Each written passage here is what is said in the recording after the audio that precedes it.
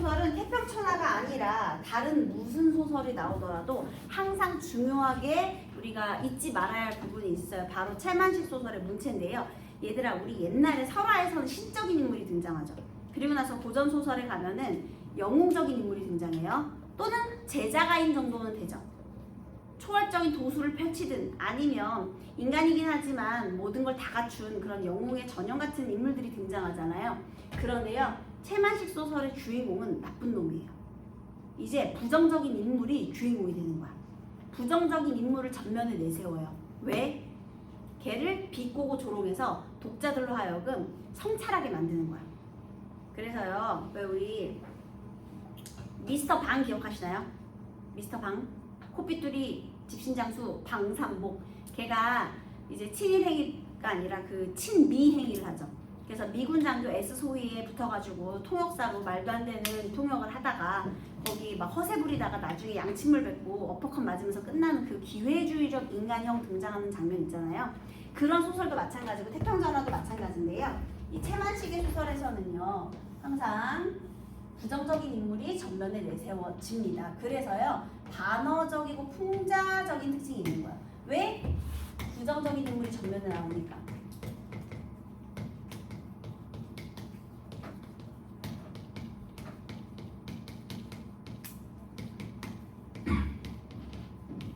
그래서 이런 것 때문에요, 이 단어와 풍자의 효과가 더욱더 두드러지고요, 나쁜 놈이 주인공이 됐다는 거예요. 그 다음에요, 그래서 또한 이 채만식의 이 문체가 또 굉장히 중요합니다. 판소리계 문체라는 건 무슨 소리냐면요, 이 소설의 저술자가요, 마치 판소리의 창자 같은 역할을 해요. 판소리에서는요, 창자와 고수가 있는데요, 고수는 득치 있는 사람이고요, 창자는 사설과 안일이를 엮어가는, 그러니까 창과 안일이를 엮어가는 사람이거든요. 막 노래했다가 그 다음에 막 얻다. 그래서 그것이 어떻게 하는디 하면서 막 계속 얘기도 해주고 하잖아요. 근데 1인극을 하다 보니까요, 그냥 사건만 전달을 줄줄이 해주면 재미가 없어. 그래서 어떻게 해야 되냐면 인물에 대해서 해석도 해주고요. 그러니까 선생님들이 수업하듯이 선생님이 본문만 줄줄 읽는 게 아니라 여기에 대한 해석도 들려주잖아요. 판소리 창자가 그렇게 해주는 거야. 인물에 대한 정보도 주고요, 해석도 해줘요. 그래서 때로는 독자에게 알기 편하게 설명도 해주고, 그 다음은 독자랑 같은 편에 서가지고 인물을 조롱하기도 하고 비난하기도 하고 이렇게 하거든요. 그래서 독자와 저술자, 판소리 창자 사이의 거리를 가깝게 만들어줘요. 같은 편에서 조롱하는 거야. 에이, 저런 나쁜 놈, 어찌 눈 뜨고 볼 수 있으리요, 이런 식으로. 그래서 그런 판소리 창자 같은 역할을 하기 때문에요, 얘는 이 저술자의 역할이요, 인물을 평가하고, 인물을 평가하는 게 뭐겠니? 편집자적 논평이 되겠죠. 같은 말로 편집자적 논평. 물론 저술자의 개입이라고 해도 좋아요. 편집자로서의 논평, 이것이 굉장히 많고요. 편집자적 논평은 정보를 주는 것도 있고 비판하는 것도 있어요. 자, 어쨌든 인물을 평가하기도 하고, 그 다음에 독자와 함께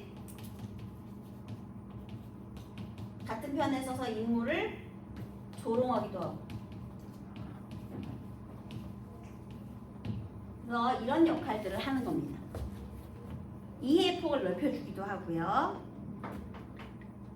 이런 문체가 특징이 되고요. 그 다음에 제목이 태평천하인데요, 윤직원 영감이요, 일제강점기를 태평천하라고 생각하거든요. 근데 여러분, 얘가 물론 우리 작가 입장에서는 반어예요. 왜냐면 일제강점기를 태평천하라고 했으니까. 그런데 윤직원 영감은 그거 진심입니다. 윤직원 영감은 일제강점기를 조롱하려고 하는 게 아니에요. 그래서 이거 앞뒤 문맥을 잘 읽으셔야 돼요. 윤직원 영감은 진심으로 했는데 이를 통해서 작가가 일제강점기, 왜곡된 역사의식을 보여주면서 반어적으로 조롱하는 거죠. 그래서 그게 누구 기준인지 잘 보셔야 돼요. 자, 일단 한번 보겠습니다. 우리 윤용규는 별명이 말대가리고요. 그 다음에 윤직원은, 얘가 이제 그 할아버지 윤직원, 얘가 이제 주인공인데요. 얘는 별명이 윤두꺼비예요. 말대가리와 윤두꺼비, 이렇게 인물을 희화화하는 장면도 많이 등장합니다. 옛날에 구한말, 그러니까 우리 그 경술국치가 일어나기 전에요, 우리 그 화적대에게 이 아버지가 이제 재산도 뺏기고 돌아가시고 그런 장면이 있었거든요. 그러니까 구한말에 굉장히 혼란한 시대를 거쳐서 일제강점기가 됐는데요. 윤직원 영감은요, 오히려 이 화적대에게서 우리를 보호해주는 아주 고마운 세상이라는 역사, 그것이 잘못된 왜곡된 역사의식을 가진 인물이에요. 자, 게다가요, 윤직원 영감은 원래 농민, 그러니까 평범한 사람 출신이니까요, 이제 돈을 많이 갖게 되면서 권력욕이 생긴 거야. 그래서 명예와 체면 이런 거에 집착을 하게 됩니다. 교양이 없는데도 그래요. 한번 볼게요. 옷을 안팎으로 윤이 자르르 흐르는 못이 진솔 것이요, 머리에는 탄건에 받쳐 주경달리 통영갓이 날아갈 듯 올라앉았습니다. 그냥 외양 묘사 중인데요. 굉장히 사치스러워요. 발에는 크막하니 솜을 한 든씩은 두었음직한 흰 버선에 운두 새카만 마른 신을 조마맣게 신고, 바른 손은 은으로 개 대가리를 만들어 붙인 화류 개화장이요, 왼손에는 34살박이 묵직한 합죽선입니다. 자, 지금 여기 맨 처음부터 여기까지 뭐 하는 거냐면요, 이 윤직원 영감의 외양 묘사를 하고 있어요. 한껏 꾸몄어요, 여러분. 아주 사치스러워요. 그런데요, 이거에 대한 평가. 이 풍신이야말로 아까울싸. 옛날 세상이었더라면 일도의 방백이 일시분명합니다. 이게 무슨 소리냐? 야, 이거는 거의 나라님 패션이다, 이런 뜻이야. 사실 방백이 도지사거든요. 강원도 관찰사로 옛날에 그 정철이 임명받아서 갔잖아요. 그때도 도지사가 그 관찰사가 막 화려한 깃발부터 막 행렬을 이끌고 막 갔었잖아. 그 정도 행차에나 어울리는 패션이라는 거야. 너무 과하다는 거지. 근데 그거를요, 뭐라고 표현했어? 야, 이거는 너무 그냥 보기 아깝다. 만약에 옛날이었다면 도지사임이 분명하다. 이거 지금 뭐 하는 거니? 이 화려한 패션이 너무 과하다고 뭐 하는 거야? 조롱하는 거지? 거기 조롱 적으세요. 조롱하는 거예요. 이 과한 패션, 도지사 정도는 돼야 이 정도는 입지. 굉장히 조롱하는 표현이고요. 자, 그래서 그런 것에 간혹 입이 비틀어진 친구는 광대로 인식착오를 일으키고, 너무 과하다 보니까 또 광대 같기도 하고요. 놀리는 거죠. 그 다음에 동경은 도쿄예요. 그 다음에 대판, 오사카죠. 어쨌든 동경 대판의 사탕 장수들은 캐러멜 대장감으로 침을 삼키니, 얘들아, 사탕 장수에게 있어서 캐러멜 대장감 어떤 애들이야? 사탕 파는 애들한테 캐러멜 대장은 어떤 애야? 사탕 등신이지. 호구지, 호구. 단 거 좋아해가지고 카라멜 대장이라는 거는 완전 호구라는 뜻이 되겠습니다. 단 거 좋아하는 등신. 그러니까 호구 만났다, 그래서 침을 삼킨다, 이런 뜻이야. 사탕 장수들이 호구 만나서 침 삼키듯 한다, 이런 뜻이겠죠. 그래서 지금 있잖아요, 이 외양 묘사가 굉장히 화려하고 사치스럽거든요. 그런데 여기에서 우리 편집자의 태도, 서술자의 태도 반어적이다. 괜찮죠? 조롱하고 있다. 맞는 소리죠. 와, 동지삭감. 반어적이죠. 인력거에서 내려선 윤직원 영감은 저절로 떡 벌어지는 두루마기 앞섬을 여미려고 하다가 도로 걷어젖히고서 간드러지게 허리띠에가 매달린 새파란 염랑끈을 풉니다. 자, 이 염랑끈, 그러니까 일단 지갑 문을 열거나 똑같은 거예요. 염랑 안에 이제 엽전 같은 거 들어있겠지. 그러니까 이 끈 푸는 거는 지갑 열면서 얼마 하는 거랑 똑같아요. 인력 헛세기 매푼이란가. 이 이야기를 쓰고 있는 당자 역시 전라도 태생이긴 하지만 그 전라도 말이라는 게 좀 경망스럽습니다. 여러분, 이런 게 뭐야? 다 이런 게 서술자에게 편집자는 논평이죠. 그래서요, 교양 있는 척은 드립다 하면서 이렇게 또 방언을 살려 쓰면서 좀 경망스럽게 이야기를 하고 있어. 그저 처분해 줍사요. 인력공꾼은 담요로 팔짱 낀 허리를 굽실합니다. 좀 점잖다는 손님에게는 함투로 쓰는 말이지만 이 풍신 좋은 어른께는 진심으로 하는 소리입니다. 후히 생각해달라는 뜻이죠. 얘가 하도 사치스럽게 하고 나가니까요, 인력공꾼한테 싹이 몇 푼이단가 하면요, 만약에 한 푼 줍쇼 하면은 진짜 한 푼만 주잖아. 근데 얘가 너무 부자니까 알아서 후하게 줍쇼 하면은 더 많이 줄 거라고 생각하는 거죠. 왜냐면 너무 사치스럽게 하고 있으니까. 그래서 후히 생각해달라 라는 뜻으로 이렇게 말을 했어요. 응? 그래잉? 그럼 그냥 가서 여기 줄 치세요. 이 새끼 봐, 이렇게 돈이 많은데 지금 어때? 굉장히 인색하죠. 예, 인색해요. 이렇게 화려했으면서도 돈이 그렇게 많으면서도 굉장히 인색합니다. 구두쇠로 등장을 해요. 윤직원 영감이요.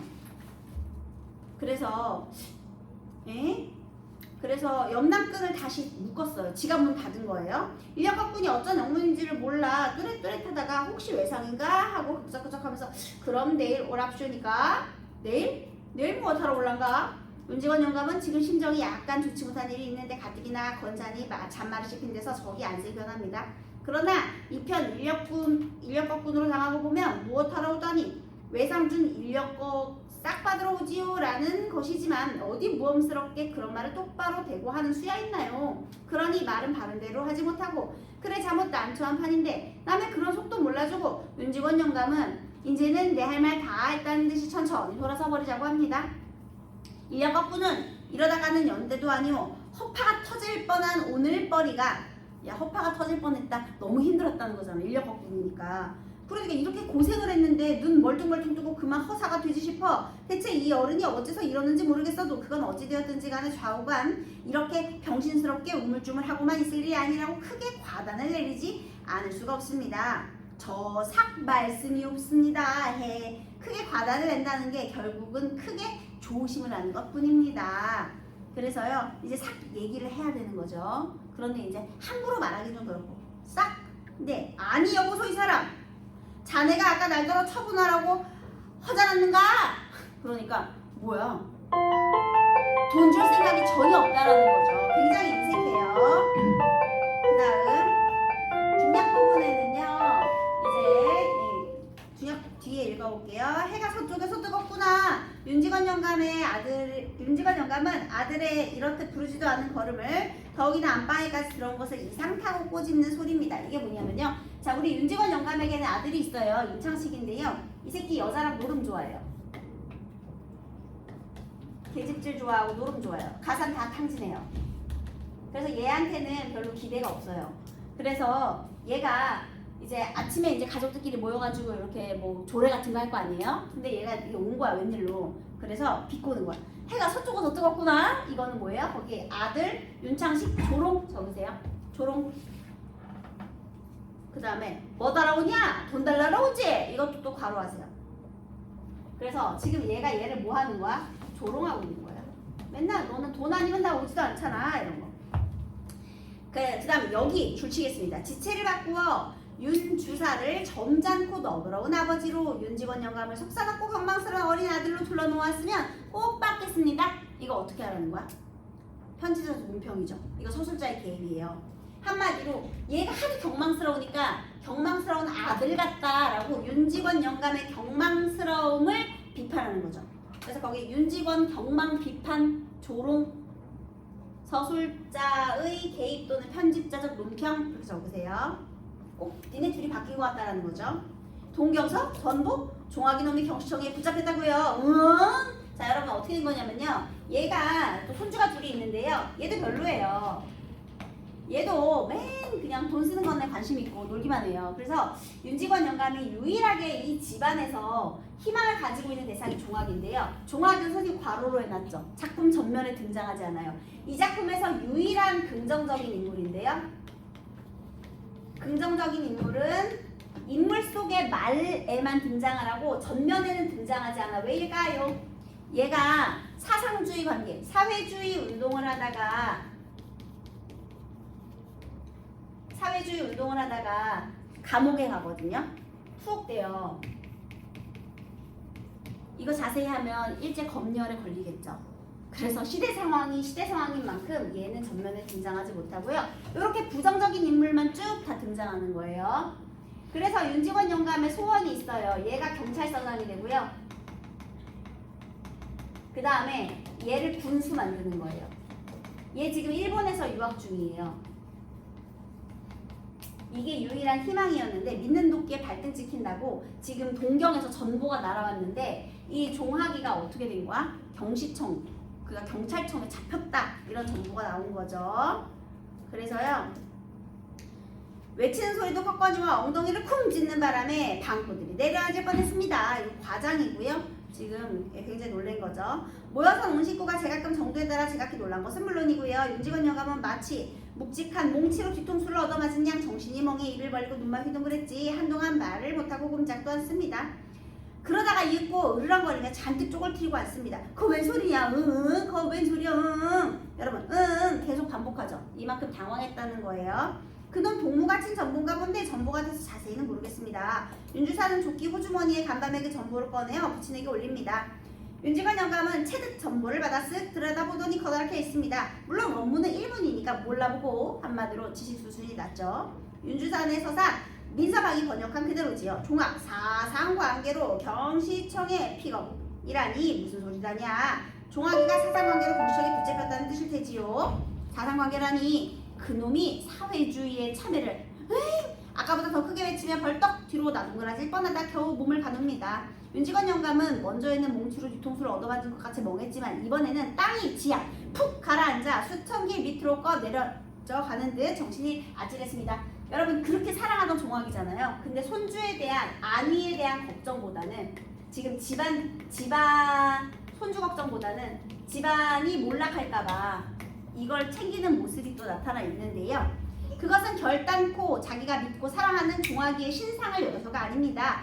윤직원 영감은 시방 종학이가 사회주의를 한다는 그 사실이 진실로 옛날에 드세던 불황당태가 100길 1000길로 침노하는 그것보다도 더 분하고 무서웠던 것입니다. 진나라를 망할 자 호라는 예언을 듣고 변방을 막으러 난리장성을 쌌던 진시황. 여러분 진시황에다가 네모해볼래요? 윤직원이 진시황이 됐고요. 그는 진나라를 망하게 한 자 호, 그러니까 오랑캐가 아니요 그의 자식 호의 힘을 눈으로 보지 못하고 죽었으니 오히려 행복이라 하겠습니다. 집안의 몰락을 이야기하는데요. 그럼 호해가 의미하는 건 누구예요? 종학이죠. 그러니까 외부적인 요인 때문에 집안이 망하는 것이 아니라 이렇게 집안 내부의 사정 때문에 망하게 되었다라는 걸 알 수가 있네요. 그래서요.